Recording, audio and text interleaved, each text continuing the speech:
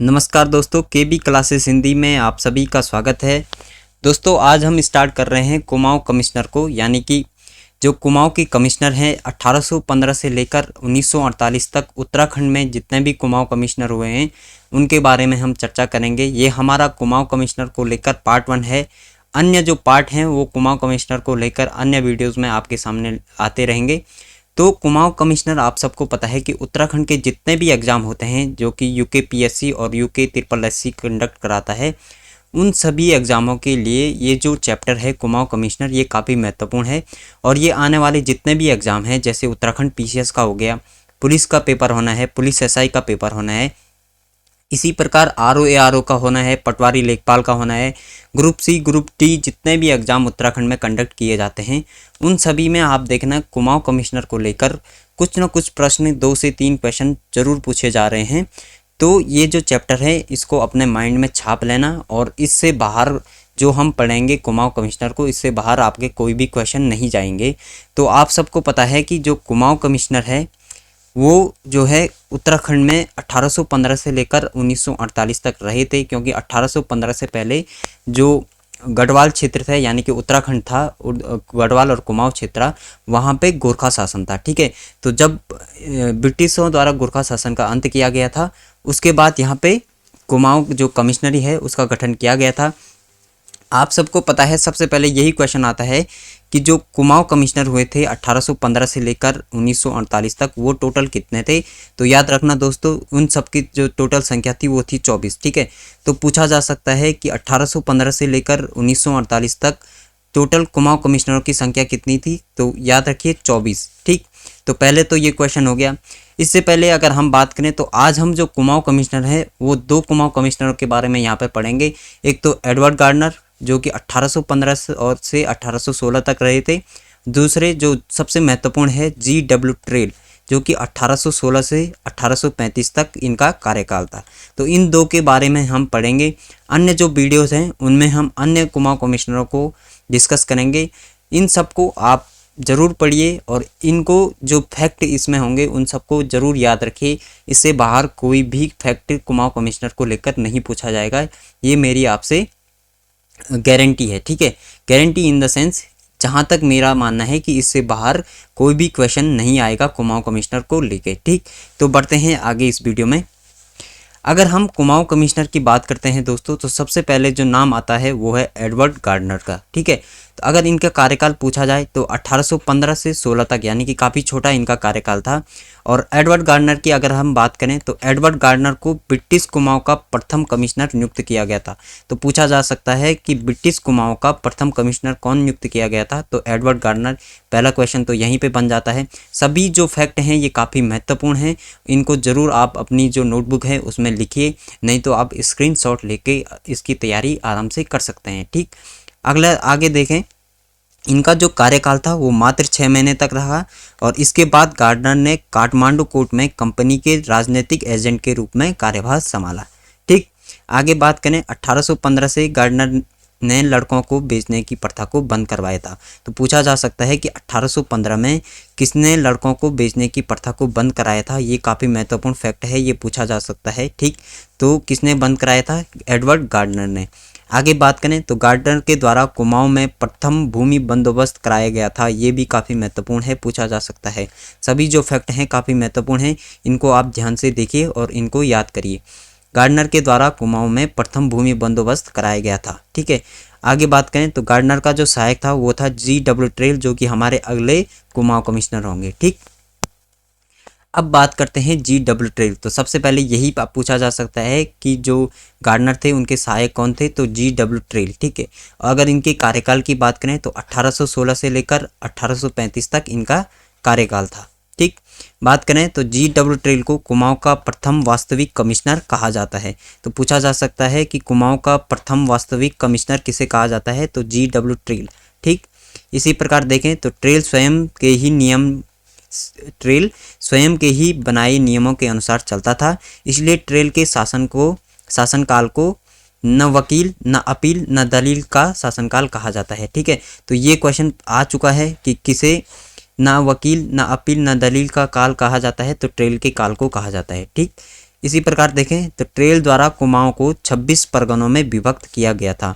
तो पूछा जा सकता है कि किसने कुमाऊं को 26 परगनों में विभक्त किया, तो GW ट्रेल के द्वारा कुमाऊं को 26 परगनों में विभक्त किया गया था। ठीक, आगे बात करें तो 1823 में ट्रेल ने भूमि बंदोबस्त कराया था, जिसे 80 साला पंचसाला बंदोबस्त कहा जाता है। तो पूछा जा सकता है कि ट्रेल द्वारा कौन सी भूमि बंदोबस्त कराया गया था, तो 80 साला पंचसाला बंदोबस्त। ठीक है, इसी प्रकार देखें तो ट्रेल ने 1819 में 9 पटवारियों के नए पद बनाए थे। ठीक है, तो 9 पटवारियों के नए पद किसने बनाए थे, तो ट्रेल ने। आगे बात करें तो पटवारी को रेवेन्यू पुलिस की संज्ञा दी गई थी, क्योंकि उस समय पटवारी पुलिस का कार्य भी करते थे। ठीक है, तो रेवेन्यू पुलिस की संज्ञा किसे दी गई थी, पटवारी को। इसी प्रकार देखें तो ट्रेल के कार्यकाल में अपराध को कम करने के हेतु अल्मोड़ा में 1816 व पौड़ी में 1821 में जेलों की स्थापना की गई थी। ये भी काफ़ी महत्वपूर्ण फैक्ट है, पूछा जा सकता है। ठीक, आगे देखें तो ट्रेल ने अल्मोड़ा से श्रीनगर के मध्य डाक व्यवस्था की शुरुआत की थी। तो पूछा जा सकता है कि अल्मोड़ा से श्रीनगर के मध्य डाक व्यवस्था किसने शुरू की, तो ट्रेल ने। आगे बात करें ट्रेल ने 1820 में कोर्ट फीस स्टाम्प की शुरुआत की थी। ठीक है, तो ये भी काफ़ी महत्वपूर्ण फैक्ट है। इसी प्रकार ट्रेल ने ईसाई होकर हिंदू धर्म का प्रचार प्रसार किया था। ठीक है, तो पूछा जा सकता है कि किसने ईसाई होकर हिंदू धर्म का प्रचार प्रसार किया था, तो ट्रेल ने। इसी प्रकार 1822 में ट्रेल ने कुमाऊं में आबकारी विभाग की स्थापना की थी। ग्लिन अंग्रेज अधिकारी की सहायता से, यानी कि ग्लिन नामक जो अंग्रेज अधिकारी था उसकी सहायता से 1822 में ट्रेल ने उत्तराखंड का विस्तृत सर्वे कराया था। ठीक है, और ग्लिन जो अंग्रेज अधिकारी थे, इसने यानी कि ग्लिन अंग्रेज अधिकारी ने ही ट्रेल को कुली बेगार प्रथा के स्थान पर खच्चर सेना का प्रस्ताव रखा था, जिसे ट्रेल ने स्वीकार कर लिया और फिर खच्चर सेना का गठन किया था। तो पूछा जा सकता है कि खच्चर सेना का गठन किसने किया था, तो ट्रेल ने किया था। किसके कहने पर, यानी कि किसकी सिफारिश पर, तो जो ग्लिन नामक अंग्रेज अधिकारी था उसके सिफारिश पर। ठीक है, आगे बात करें 1824 में ट्रेल ने सरकारी खजाने के नियंत्रण के लिए डबल लॉक प्रणाली लागू की थी। ठीक है, तो पूछा जा सकता है कि सरकारी खजाने पर नियंत्रण के लिए डबल लॉक प्रणाली किसने लागू की थी, तो GW ट्रेल ने। ठीक है दोस्तों, जो गार्डनर है उससे महत्वपूर्ण है ट्रेल। तो ट्रेल के जितने भी फैक्ट हैं वो काफ़ी महत्वपूर्ण है और इन फैक्टों को आप ज़रूर याद रखिए। इसीलिए हम कम दो चार कुमाऊं कमिश्नर को लेकर वीडियो बनाएंगे, क्योंकि अगर हम पूरे कुमाऊं कमिश्नर को लेकर एक वीडियो बनाएं तो वो काफ़ी लंबी, यानी कि 3 से 4 घंटे की बन जाएगी। इसलिए हम छोटी छोटी वीडियो ला के आते रहेंगे, तो इससे आपको जो कुमाऊं कमिश्नर है वो अच्छे से समझ में भी आ जाएंगे और आसानी भी होगी आपको याद करने में। ठीक है, तो इनका कोई शॉर्टकट ट्रिक नहीं है, तो इसलिए आपको ये याद करने पड़ेंगे।